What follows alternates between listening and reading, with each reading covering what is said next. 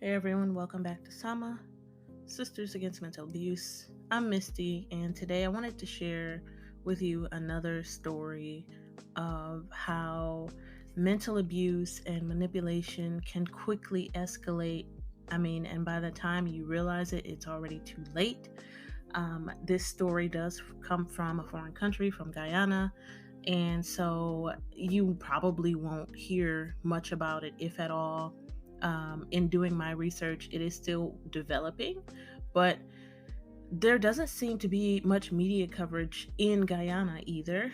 But I feel like it's important to shed light on these stories because a lot of these women didn't see it coming. They thought they had more time, or they thought things would change, or whatever the case. They don't realize how quickly it can escalate. I also want to share and educate you all as well. Don't forget to subscribe and follow and all of those sorts of things. Let's get the word out there because mental abuse is a real thing. So we're gonna get into it. First, I want to play for you a voice message that this young lady sent to a family member, in her own words. I will play that for you. She does have a Caribbean accent going on, but I want to play it for you, and then after that, I will briefly go over what she said. Also, while you're listening to her speak, I would like for you all to kind of pinpoint some of the different abuses that we've spoken about. There are multiple just in her describing this. Some of the red flags that you hear, think about that as we listen to her voice message. Revealing onto me, and I seen exactly what's going on. Like a veil just come off of me eye within the past couple of days, and I need the first door out of this whole relationship. The manipulation is too much. The I don't know if it's all, but I did some research the other day. No, yeah, the yesterday, and everything. This word come to me mind while I was sleeping. Narcissist. And but two, three times this word wake me up, narcissist. And I said, man, where's a narcissist? And I look it up. And when I look it up and I see it, me jaw could have dropped. That is everything how he is right now. Every single thing. And it's not a good thing at all. Must I can't do it no madman, sorry. But all the attributes in a narcissist is exactly what he is. And the intimidation, the manipulation up top. All the while I left my job because I was manipulated to leave. I was. And I mean, everybody can say, oh, you should have been wise enough. You should understand. And I expect better from you. But like I said, when you're in it, it's different than when you're on the outside looking in. So a lot of people is seeing at the time I didn't see, but I'm glad that I see it now. So right now I want a way out. But I need to get back a job, which I'm currently doing. I asked Tyrese about vacancy where he there. I'm going to give you application for drop in. And once I get a job, I gotta get myself back on my feet. But as this right now, yes, it's today in a shithole, and I'm trying to get out real bad. So any form of help, assistance, any form of mentoring in particular would be very much needed. In this recording that you just heard, there are multiple things happening. The first thing is that she is saying that she needs to get out. Like, she's letting it be known, hey, I don't want to do this anymore.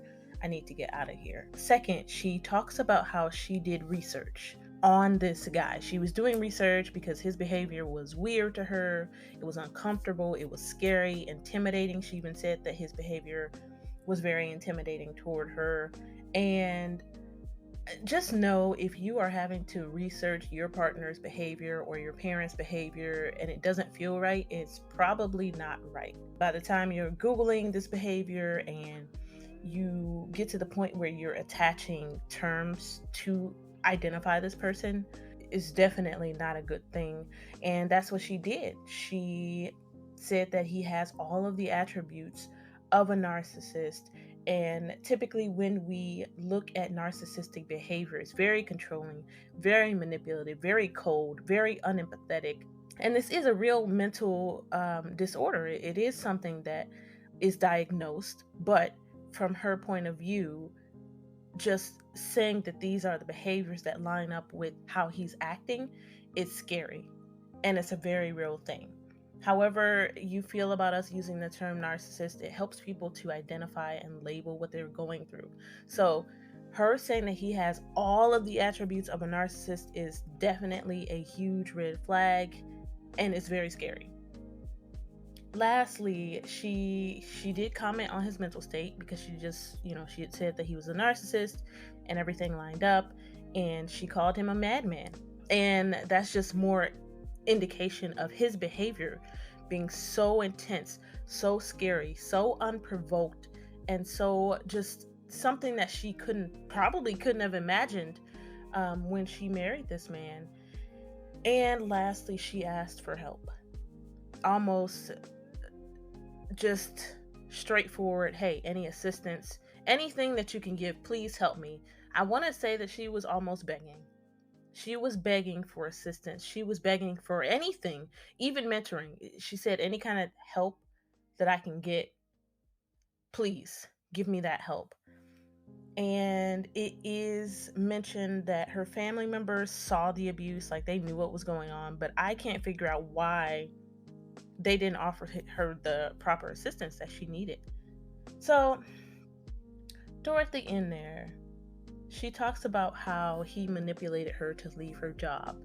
And this is why financial abuse is so sinister. All of these things are very sinister, but I feel like financial abuse is probably the most sinister because it can easily be made out to look like this person wants to take care of you. I don't want you to work so hard. I want to take care of you. I don't want you stressed out at a job. I want to take care of you. And that same quote unquote love or care that they have can be flipped. Whenever they're upset at you, they're paying all the bills, they're bringing in the money. You don't have the resources or money, so you're crippled when it comes to leaving. So, someone like this is almost given a license to be abusive because they control everything and they know you won't have anywhere to go without them. They like that. They'll force dependence on you so that they have all the control.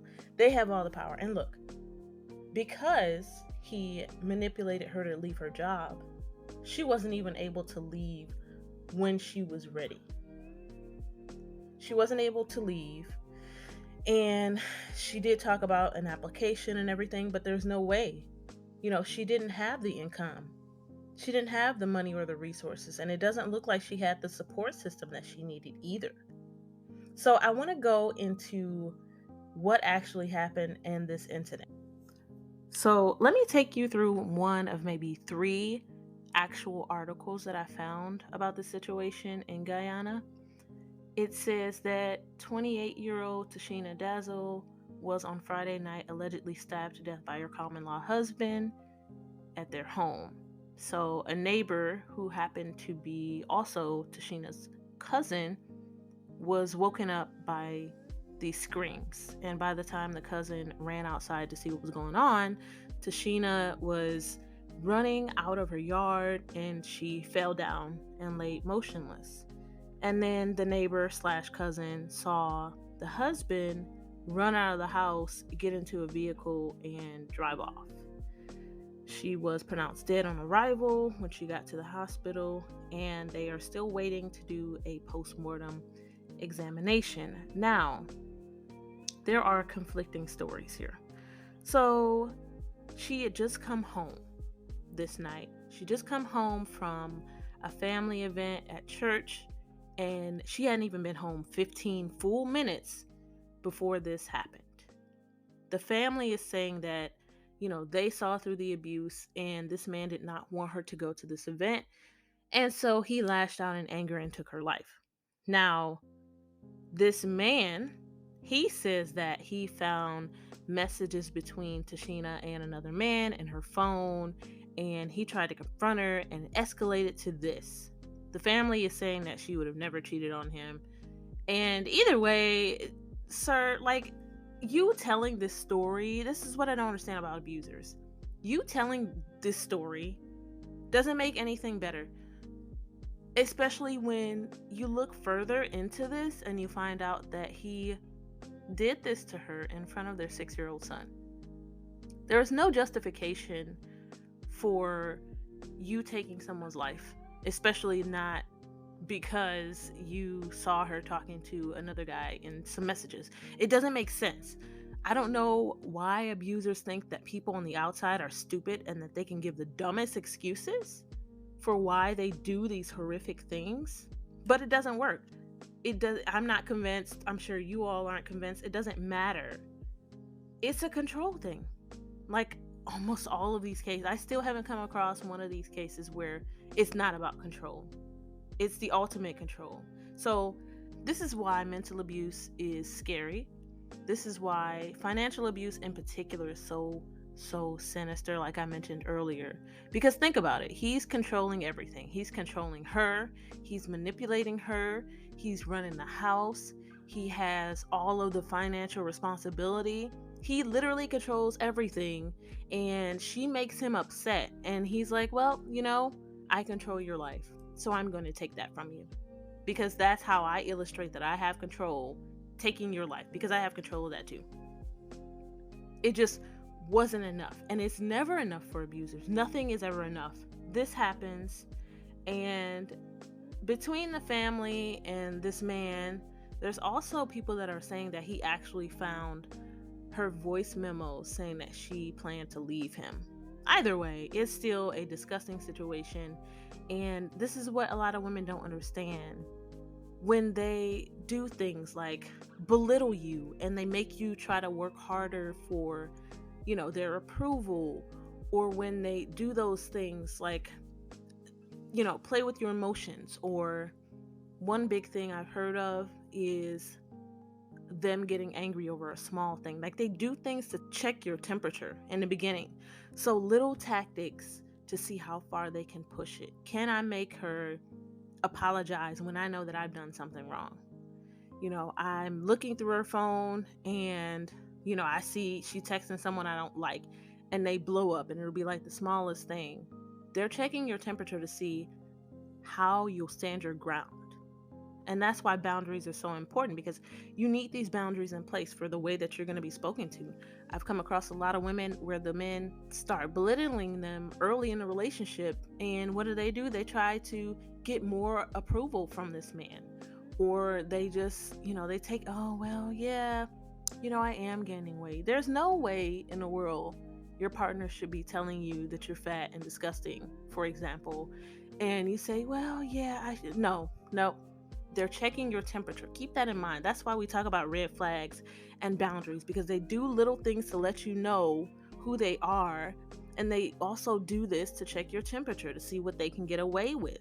So at this point, he's had so much control over everything, he thinks that he can control whether she lives or dies. And I know there's going to be a lot of black women that are just, oh, well, no, mine is controlling and he wants to know what I'm doing and where I'm going, but that's because he loves me and he would never hurt me like that. Yeah, that's what they all say.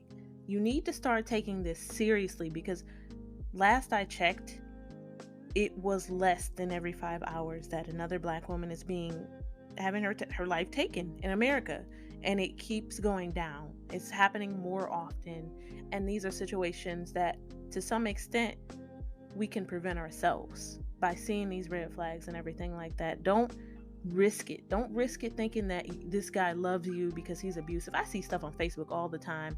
Oh, well, if he don't get mad enough to hit me, then I don't want him. I've seen it.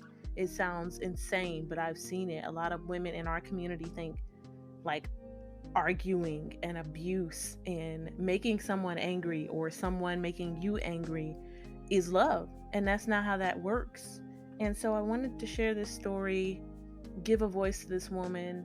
I gotta add that it was so disappointing to see that when I looked her information up, all I could find was her as a victim. All I could find was she's had her life taken. I couldn't find out who she was as a person.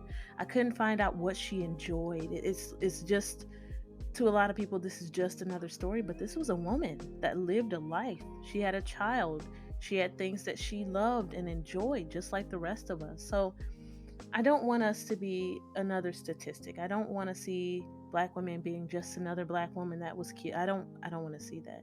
And so I will continue to share these stories as often as I can to illustrate the importance to you all that mental abuse is something important. And if you're feeling like you need to get away, it is a real feeling. And don't let people gaslight you or make them think that you're crazy or deny your reality. You have to get out. We have to get away. And the best thing is prevention. So, thanks for listening.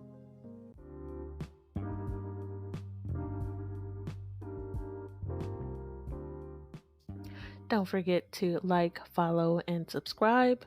Also, if you are a black woman with a story of mental abuse to share, or if you are a black woman in the mental health field, reach out to us to be featured on the show at samatogethernow@gmail.com. Follow us on Instagram at Sama Together Now, and you can also find us on Facebook at Sisters Against Mental Abuse. Thanks for listening, and remember, mental abuse is abuse.